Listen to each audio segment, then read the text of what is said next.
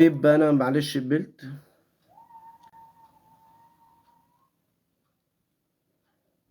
مم.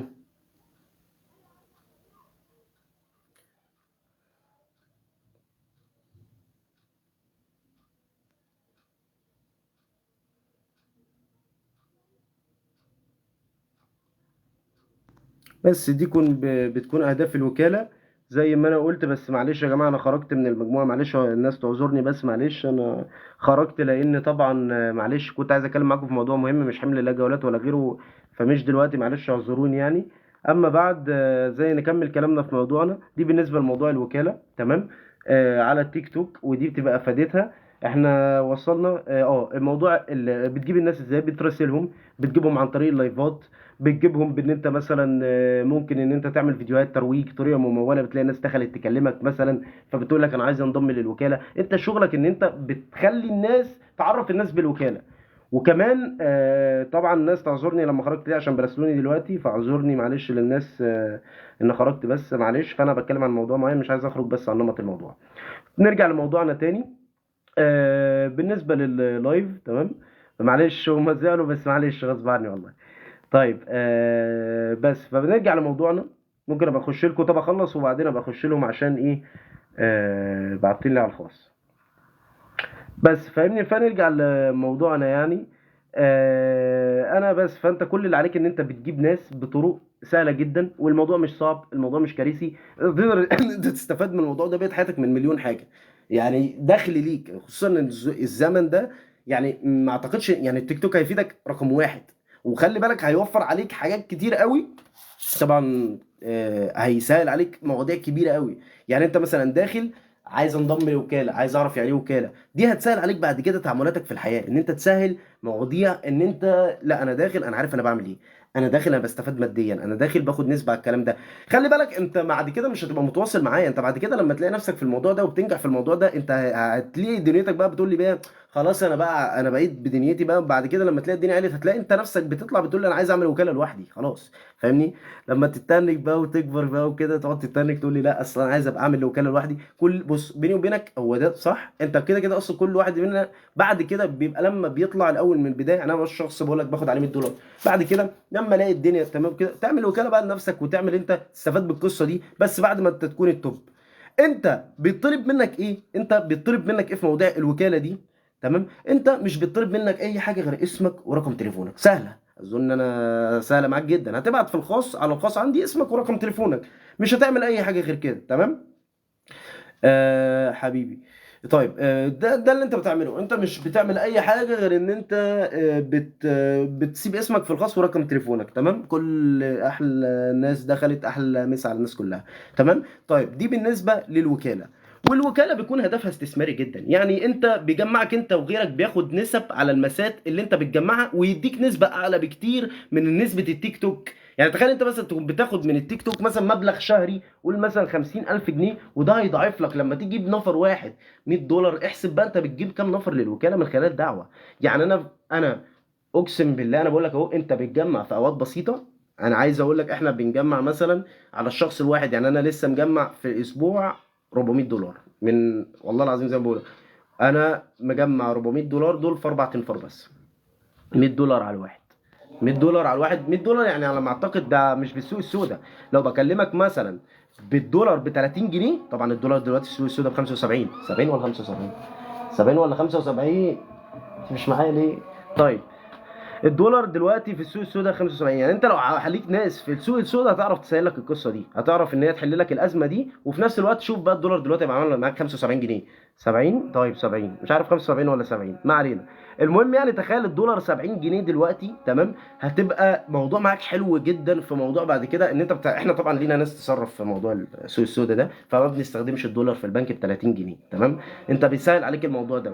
فلو انت ليك ناس تصرف، ماشي، مالكش نصيحة مني ما تخشش في القصة دي، لأن أنت ممكن تتشد. لو مالكش ناس، نصيحة مني لازم حد يكون مصدر ثقة وثقل الاتنين، تمام. وساعتها احنا على فكرة احنا لينا ناس جوه، يعني حتى نقدر نسهل لك الموضوع بعد كده ان احنا نصرفهم لك عادي. ولكن انت الدولار لو حتى هتحسبه ب 30 جنيه، فشوف انت مستفاد كام.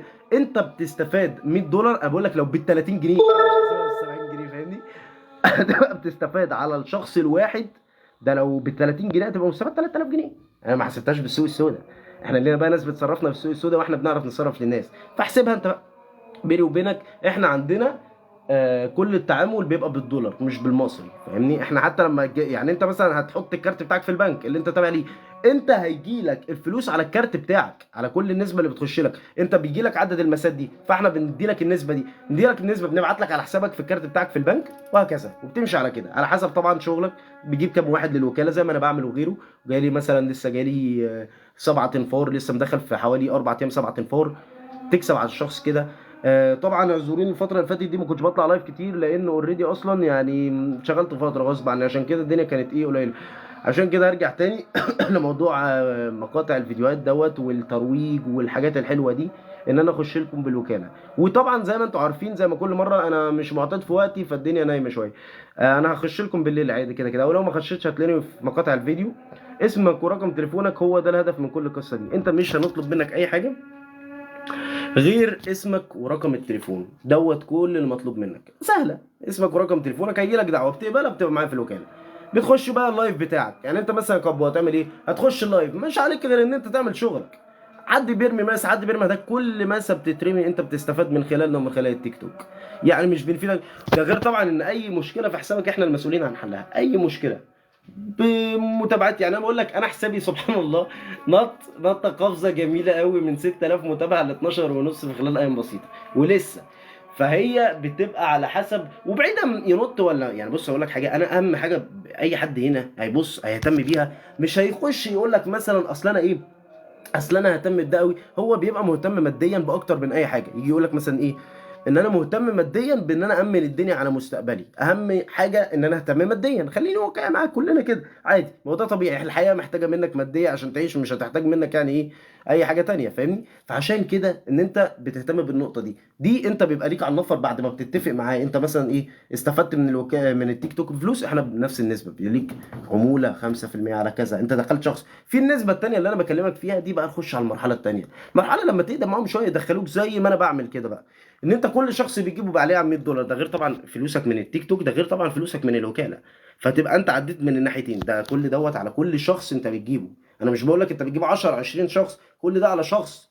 وانت بتحاسب في يوميها، يعني مش بيبقى ليك شهر بقى، انت مش شغال في مكان يعني بتيجي كل يوم، لا انا هستنى لحد 30 يوم عشان اخلص شهر كامل وبعد كده ايه او قابض. لا، انت بتشتغل كون انك انت بتشتغل هتشتغل النسبه اللي انت بتجيب شخص عليها تقبض عليها، لان انت بتفيدهم. انا الشخص ده بيدخل لي مسات، الوكاله دي بتستفاد من المسات اللي جايه لك وبتديك نسبه عليهم كتيره. فالنسبه معلش مش هينفع ان انا اضيف حد دلوقتي، لان انا بتكلم في موضوع معين، فاعذروني للناس اللي عماله تعمل دخول بس. فغصب باي حاجه ابعت اسمك ورقمك وانا عينيا ليك، تمام؟ بس الدعاوي دي معلش غصب عني يعني. خارج من الناس اللي كانت معايا والله، وانا مكلمهم عن الخاص مش عشان حاجه، بس المساله من غير ما حد يزعل يعني. بس هي كل المساله بس اني بتكلم في موضوع يعني مهم جدا، فمش عايزين ندخل مواضيع تانية معاك، تمام؟ فاعذروني لو ما بنضمش معاكم. طيب نكمل كلامنا. الوكاله زي ما بقول لك ده بيبقى هدفها بتاخد نسبه على الشخص الواحد في وقتها، تمام؟ طيب انت بتبقى عارف نظام الوكاله. الوكاله دي موقعها فين عشان ما نبعدش بعيد؟ دي موقعها بتكون في التجمع الخامس، تمام؟ يعني انت كده كده اصلا المكان الرسمي في التجمع الخامس. انت مش هتحتاج الوكاله دي غير لما تنزل ندعوك وتبقى معانا في الوكاله، وربنا يكرمك كده ونعمل شغل عالي مع بعضينا، وان شاء الله تبقى بتستفاد من الوكاله. فايدة الوكالة عشان بس الناس الجديدة اللي هي رقم واحد داخلة ما تجيش تكلمني في حاجة، لازم يكون اللايف بتاعك بيعلى، لازم يكون اللايف بتاعك، احنا بندعم القصة دي. احنا لازم يكون عندك متابعات ومشاهدات، الناس بترمي مسات على القصص دي. انا بيجيلي ناس مثلا يرموا عادات بتضاف لي على فيديوهات، على طبعا احنا عندنا تيك توك في مصر غير بره. يعني بره عندك مثلا الفيديوهات بيكسبوا عليها فلوس كتير، عندنا في مصر الفيديوهات مش قوي بعافية يعني.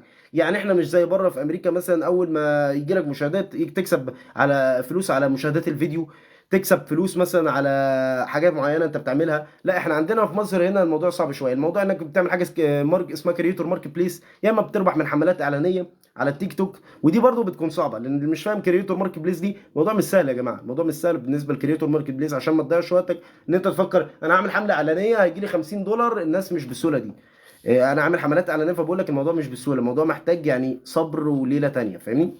اذا كنت انا اللي يعني بقول لك بعمل حملات اعلانيه بياخدوا معاك وقت وليله تانية، فالحملات الاعلانيه ما تعتمدش عليها.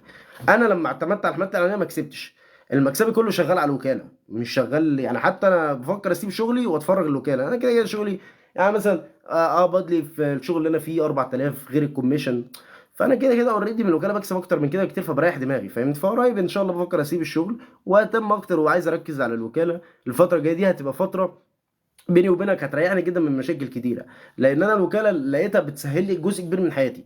لما انا ابقى مثلا مرتبي 4000 جنيه ولا 4000 جنيه دول انا بجيبهم على شخصين، أنت فاهمني. بس برضه فكره انك تسيب شغل لازم برضه تعتمد، عشان كده لما قعدت فتره مع الوكاله انا قريب ان شاء الله ناوي اسيب، لان انا ايه خلاص انت كسبان من الوكاله، انا مش تروح بقى وتركب وتجري وتعمل فليه، فاهمني. فانا كده كده مستفاد من الوكاله الحمد لله، الافاده اللي انا عايزها. وطبعا لكل اللي داخل كل الافاده، انت بتبقى اسمك ورقمك عشان تستفاد من الليله دي كلها.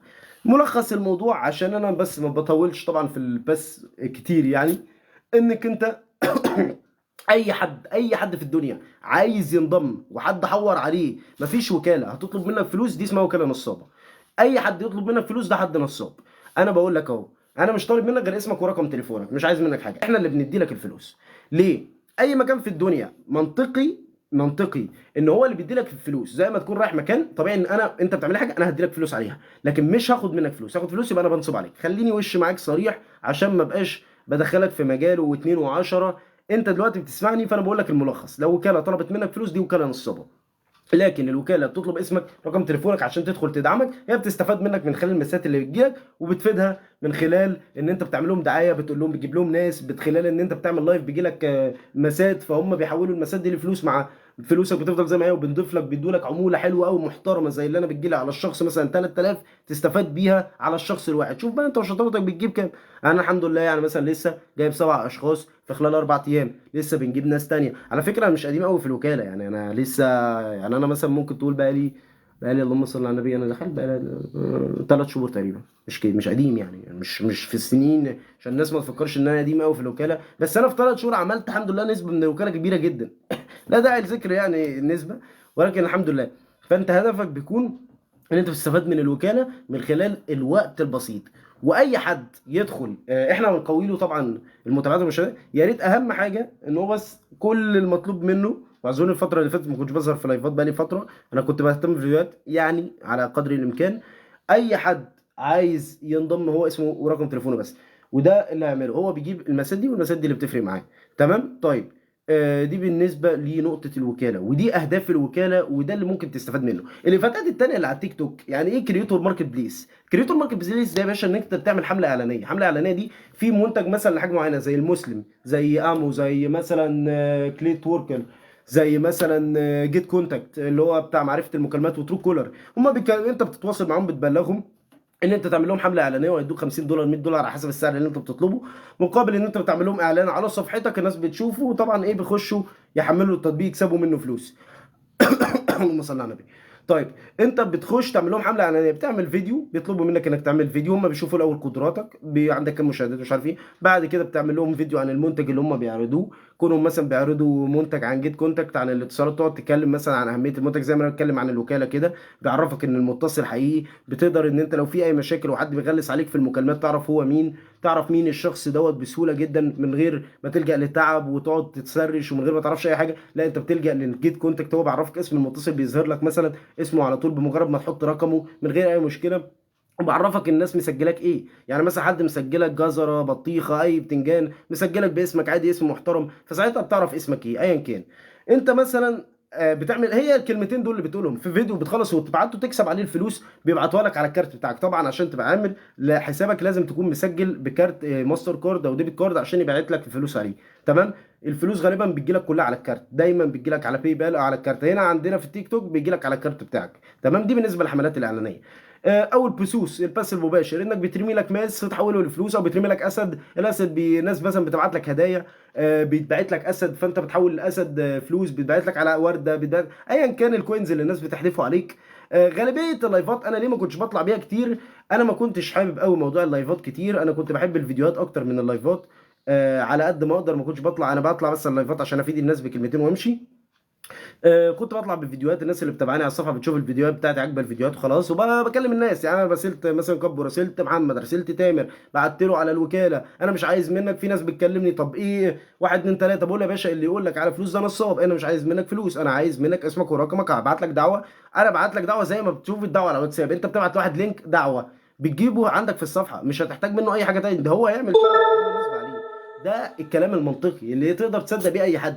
لكن اي وكاله تانيه، اي وكاله ماشي، اي وكاله تانيه بتبقى في وكالات بتبقى شهيره جدا ومعروفه، لازم تعرف اهميه الوكاله. يا عم مش شرط تنضم للوكاله عندي، بس عشان ابقى برضو قايل لك الافاده، الوكالات بتفيد جدا. خليني اوقع معاك ان الوكالات لا بتفيد طبعا. يلاقي حد مشهور، يلاقي حد معروف، بيستفاد منه نسبه، بيبعت له مثلا في اللايف بتاعه، فاخش اجيبك، فانا باخد نسبه على النسب الماس اللي بتجيلك، وبديك عموله كمان عليها. عارف انت البنك؟ عارف البنك مش هو بياخد فلوسك، بيخلي لك فلوس زي ما هو وياخد نسب عليها؟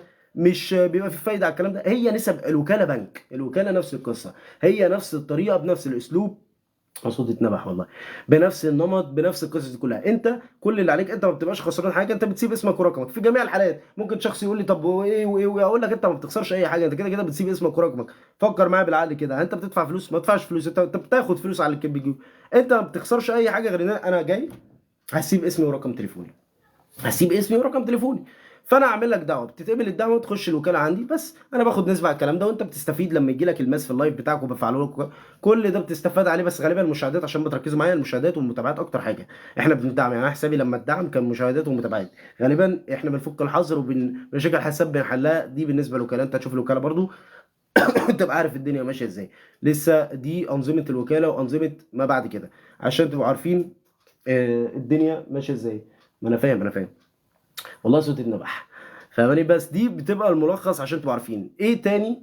ممكن بره في امريكا مثلا لو عملت فيديوهات تكسب عليها فلوس على الفيديو، لما يترمى هدايا على ناس. في حاجه عندك اسمها السلاسل في التيك توك تقدر تربح منها. في حاجه اسمها العمل مع الفنانين، انك انت مثلا بيحطوا فيديو بتشتغل عليه. بتعمل فيديو مثلا بيكون فيه اغنيه الفنان، بتقعد تعمل فيديو عليها مثلا مضحك، لو في تفاعلات زياده عليه كتير قوي بتاخد فلوس ونسبه عليه. دي طرق الربح من التيك توك. اذا كان اول حاجه عندك الربح عن طريق الحملات الاعلانيه، عن طريق السلاسل، عن طريق الاشتراكات، عن طريق اللايف بتاعك. صوتي راح. عن طريق الحملات، وقلنا عن طريق الكلام ده كله، ده كله كفيل ان هو يغير حسابك، وان هو يوديك في حته تانيه بفلوس بتجيلك. يا اما انا مثلا ايه، في ربح تاني، في ربح تاني. انا هخش ادعي ده على التيك توك برضو، هدعي صديق ليا صاحبي، هنزل الشارع اقول له انا ما عندوش تيك توك، يدخل يعمل حساب على التيك توك، وهتلاقي علامه الهدايا فوق كده. مجرد ما تنسخ الكود، هو ده الكود بتاع زي الوكاله كده. مش هتخش بقى الوكاله، لا ده انت هتنسخ كود، تجيب صاحبك تكسب عليه فلوس. بيبقى الشخص عليه تقريبا 100 جنيه، 200 جنيه حاجه كده يعني، على حسب، هي كل شويه بتتغير. بتدع صديق ليك على التيك توك وتكسب فلوس. تمام، بنورك استاذه هند فؤاد، منوره معانا من الناس القديمه يعني. منورك استاذه هند فؤاد. طيب خلينا اكمل بس الاول. طيب ده بالنسبه لطرق الربح، انك بتدعي صديق ليك بيجي لك فلوس عليه على حسب واحد اتنين تلاته جولك جم اي شخص ليك، فانت بيجي لك الناس بتكسب من طريق الاصدقاء. تمام، سلاسل، اشتراكات، حملات اعلانيه، لايف، فيديوهات، كل ده كفيل. والمسات لما بتحذف عليه، كل ده كفيل ان هو يعمل لك ربح من التيك توك. كمان تقدر ان انت تخش على جميع المنصات التواصل الاجتماعي، على اليوتيوب، على الانستجرام، على الفيسبوك، وعلى التيك توك، وعلى اي موقع، وان انت تنشر فيديوهات عليه، تعمل دعاية للحاجة اللي انت حاببها، ايا كان ايه الموقع وايه البلاتفورم المفضلة ليك، عشان تعمل اللي انت عايزه. تمام، اهم حاجة انك تكون شخص متكلم، وتكون شخص فاهم بتقولي كويس، وتعمل دعاية محترفة للشيء ده عشان تكسب منه وتستفاد منه. تمام. طيب يا ريت يا جماعة، انا هسيب الاسئله كلها بعد كده في الفيديوهات عشان تبقوا عارفينها انتوا بدل اللايف، عشان بيتعبني والله. طيب يا ريت بعد كده اللي عنده سؤال يساله، اذا كان في اللايف او في اي صفحه شخصيه يخش ليا يساله على طول. لو عايز يعرف اي حاجه تحت امرك. اسمك ورقمك ده انت عرفت خلاص كده. ولو في حد عنده سؤال يسالني، حد عايز يعرف اي حاجه عن التيك توك وعن الربح منه يسالني برضو، وعن الافاده في المتابعات. طبعا انت كل شويه بتزيد متابعات، يعني انا كنت دخلت قلت لك 6 بعدين زدت، لحد دلوقتي انا داخل على 13000 متابع، انا هتلاقيني 12000، انا دلوقتي 12800 تقريبا، وعمال ازيد كل شويه، تلاقي الحساب بيزيد كل شويه تلاقي. هم طول ما انت معاهم التيك توك، وكاله التيك توك بتصعد حساب بتصعد حساب بتصعد. انت مثلا انت معايا دلوقتي، بس كبوا معايا مثلا دلوقتي، انت حسابك بيزيد كل شويه بيتعب، لا احنا بنزودك كل شويه، هتلاقي كل شويه بتعلى، كل شويه بتزود حسابك، بنقولك على طرق كمان مفضله جدا للربح بالمال، غير انك انت والمسات والحاجات دي بنساعدك في كل ده، ولو عندك اي مشكله على التيك توك بنحلها. اظن اكون كده لخصت لك ملخص التيك توك فبس مباشر، ما كملش ساعه ولا كمل ساعه، ما كملش مش عارف، ايا كان. لا ما كملش، ما لحقناش يعني، ده احنا نص ساعه تقريبا، نص ساعه.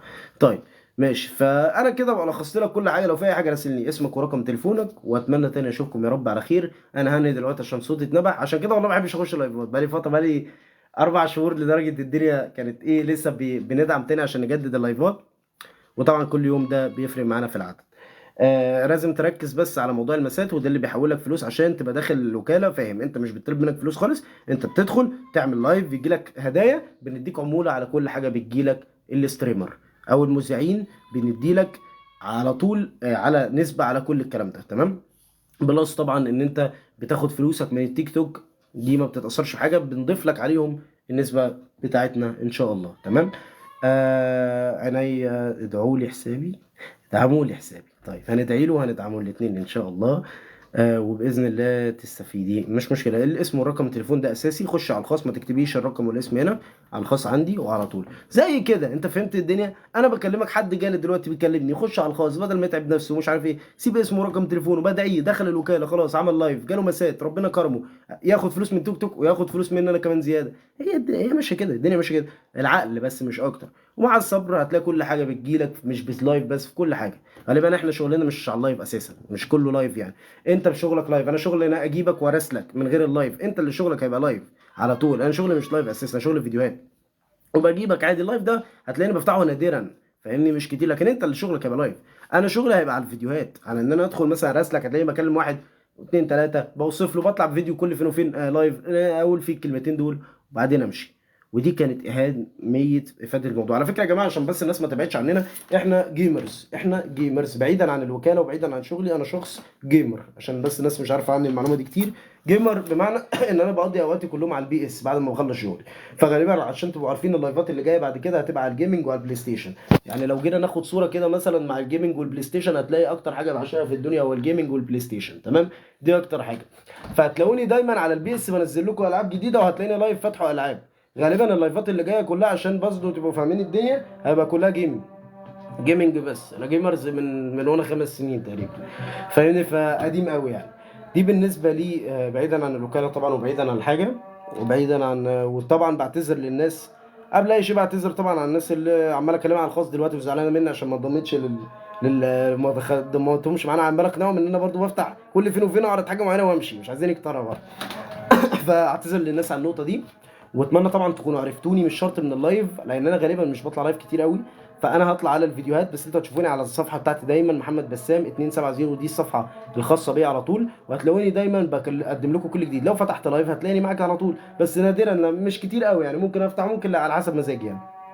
بس انت كده تكون فهمت يعني ايه وكاله، يعني ايه هدف وكاله، يعني ايه ميزات وكاله، يعني ايه حتى لايفنا اللي جاي هيبقى عن ايه، ويعني ايه الربح من التيك توك، وايه هو التيك توك، واهميه التيك توك، وهو مهم جدا، او اهم منصه، غير ان هو اكتر منصه بتشارك. يعني أنا اليوتيوب عندي بيني وبينك مش بيشهر قد تيك توك، انستجرام، فيسبوك، اي موقع تواصل اجتماعي، اي موقع مش هتلاقيه بيشارك قد التيك توك. تيك توك اهم موقع. بيني وبينك في حاجات تعرض عليه مش كويسه، في حاجات كتيره بتعرض على التيك توك مش كويسه، ولكن انت بتقدم محتوى كويس مالكش دعوه بحد، عشان بس النقطه دي نبقى بس كده يعني، فاهمني؟ نبقى معديينها ومخلصين ومرايحين دماغنا من القصه دي. التيك توك يا جماعه منصه زي الفل، زي بقيه المنصات كلها، زي الفيسبوك زي اليوتيوب، بقى انت بتعرض حاجه كويسه هتلاقيها، انت بتعرض حاجه وحشه هتلاقيها، اما متابع ناس كويسه هتلاقيهم، متابع ناس وحشين هتلاقيهم، على حسب اللي انت بتعرضه وبتتابعه هتلاقيه في اي موقع تواصل، مش في التيك توك بس. فعشان كده دي نقطة عن التيك توك، هو مهم وداعم الحسابات، بيشارك جدا، والوكالات دي اهم حاجة في التيك توك، ولو جات لك يبقى انت من نصيبك وحظك، ما جاتلكش خلاص، تمام؟ طيب دي بالنسبة لنقطة اللايف، وارجع اتمنى تعذروني ان انا ما بظهرش كتير وغايب عنكم فترة كبيرة، فاتمنى يعني تكون دي النقطة يعني، بس تمام.